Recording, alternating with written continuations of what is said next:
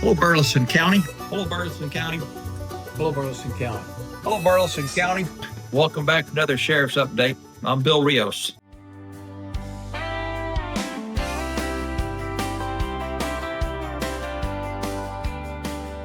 Hello, Burleson County. Sheriff Bill Rios here with another Sheriff's Update for Burleson County.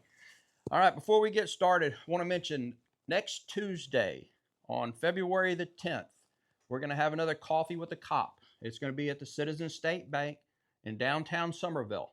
So if you have time, 9 a.m. to 11 a.m., come on out and talk to some of us, and we'll have some information for y'all on school zone education, and Summerville PD said they would be out there. So really looking forward to that. Also, we had several entries on Facebook in the Snook area in regards to DPS and other officers gathering out there. In fact, we had a kidnapping out of Kerrville that wound up here. So about 3 o'clock this morning, it all kicked off with Kerrville coming down here with DPS and with Burleson County Sheriff's Office. And then approximately 8:30 a.m., the Texas Rangers and their DPS team, along with our team, executed this kidnapping arrest warrant. And we arrested a Mr. Anthony Harwell. He's 35 years of age. He is currently here at the Burleson County Sheriff's Office being interviewed. And once he's interviewed, we will be transporting him back to Kerrville so he can face his charges there in Kerrville. So that's what was going on this morning. The warrant was executed on FM 1361 in that area. So rest assured that when stuff like this happens, y'all will be the first to know as soon as we can safely do so. So thank y'all for y'all's patience out there and for your understanding with it. Also, don't forget our webpage is up and running. Sergeant Jackson's working on that hard, and everything's looking real good, and we'll add new things to it as they come available. Also, our public safety tip this week, our Texas Move Over law. This is kind of near and dear to my heart because I still have 2 babies in the Houston area that are policing, and they work traffic on the roads and sometimes on the highways. And when they're stopped, not just police, fire, highway crews, anybody, when they're in that shoulder, please move over. When you can't move over, you have to slow down to 20 miles per under the speed limit. So I'd rather see you move over if there's another lane. Let's make sure these officers and these workers are safe while they're doing their duties. They're out there working for you, so let's take care of them. So on that, the penalties for that, the first offense can be up to $1,250. That's a pretty steep ticket. So let's make sure we're not having to pay that. Your second offenses, they can go up from there. If you cause an accident, you hurt somebody, it can be bumped up to a Class A misdemeanor, and you can have fines up to $4,000, or you can spend some time in jail. It's just not worth it. And then having to live with the fact that you injured or took somebody's life when all you could have done is just slowed down and moved over. So let's please remember that. And along the same lines, driving in the left lane. The left lane on these highways, like Highway 21 we have here, is we need to be driving in the right lane unless you're passing. Let's leave it open for emergency vehicles. We never know when they're going to come through, or somebody that needs to pass somebody going slower.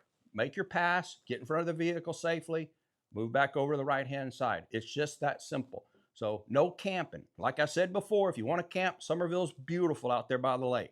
Go out there, pitch you a tent, camp all you want.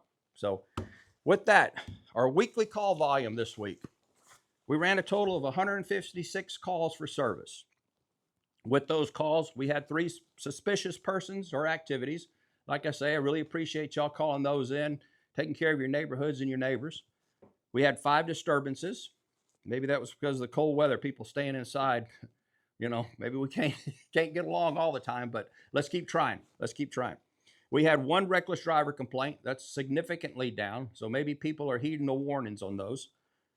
We conducted 30 traffic stops. With those 30 traffic stops, we issued 12 citations. So hopefully we're correcting those bad driving habits. We had 5 cattle calls. So once again, I appreciate the ranchers taking care of their fences, taking care of their cows, and keeping them off the road so we don't have an accident. We had 2 animal cruelty calls. We're looking at that. One of them was from the cold weather. That is an active investigation, and we'll see where that leads. If charges need to be filed, we will file charges on it. We had 42 closed patrols taking care of our citizens out there in neighborhoods and businesses. We executed 3 warrants. We had 7 arrests. With those arrests, we filed 5 felony charges and 4 misdemeanor charges. And we had no ICE holds this week. Currently, in our jail, we're housing 59 inmates. 46 of those are males, and 13 of those are females. And our most wanted for this week, Mr. Christopher Christmas. He's a black male, 33 years of age. He's wanted for continued violence against his family. With a name like that, you think he'd be doing a little bit better. But anyway, make sure if you see this gentleman to give us a call or give Bluebonnet Crime Stoppers a call and let them know where he's at, and you could be eligible for up to $1,000 reward. So if you see Mr. Christmas, please let us know. And Mr. Christmas, if you see this, it'd probably be best for you to turn yourself in because we're going to find you sooner or later. So let's get this taken care of.